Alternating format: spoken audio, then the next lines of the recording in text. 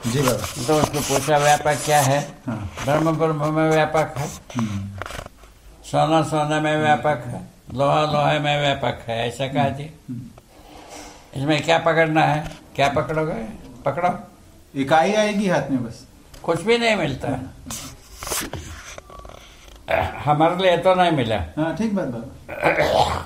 मतलब कोई नई बात तो नहीं पाती उसमें? हाँ, कोई नई बात नहीं समझ में आती? समझ में आता ही नहीं है। हाँ। वही है वेदांत। ठीक। उसी में हमारा मामा परेशान हुआ।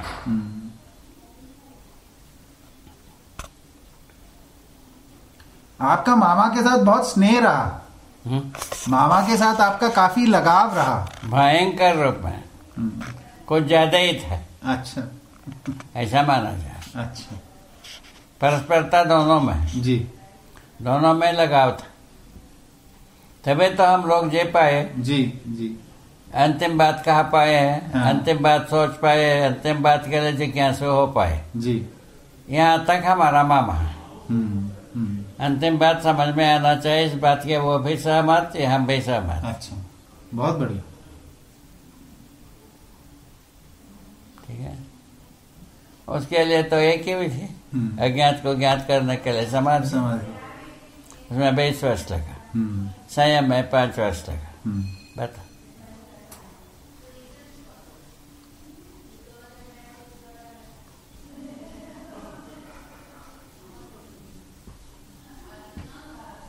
ये तो बात सही है, समाधि के बिना संयम होता ना। इसी इधर जो आते हैं अपने विधि से, अध्ययन विधि से, अनुभव किए बिना नियंत्रण नहीं हो सकता। अच्छा। संवेदनाओं पर नियंत्रण हो ही नहीं सकता।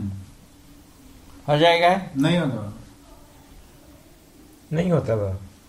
बाबा, अनुसंधान क्या केवल समाधि संयम विधि से ही होगा? समाधि संयम से ही अनुसंधान होगा, दूसरा विधि से नहीं। पहले तो समाधि में अनुसंधान जी रुका था। हाँ। हम जो अनुभव किया है उसके अनुसार जो है ना, समाधि संयम से ही होगा।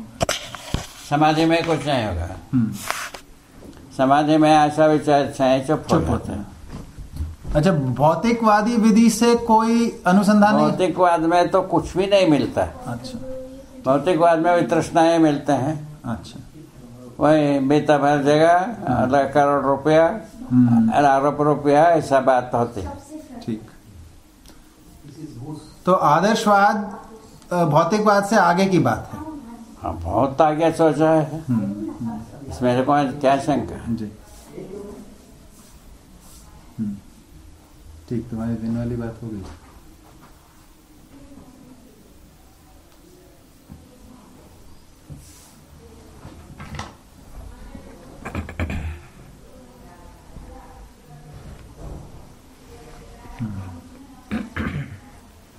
ठीक है, बढ़िया बाबा।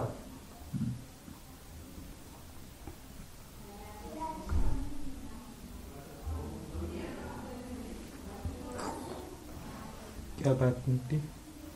मतलब कि अनुसंधान जो है वो आदर्शवादी विधि से ही होगा और समाधि संयम से ही होगा।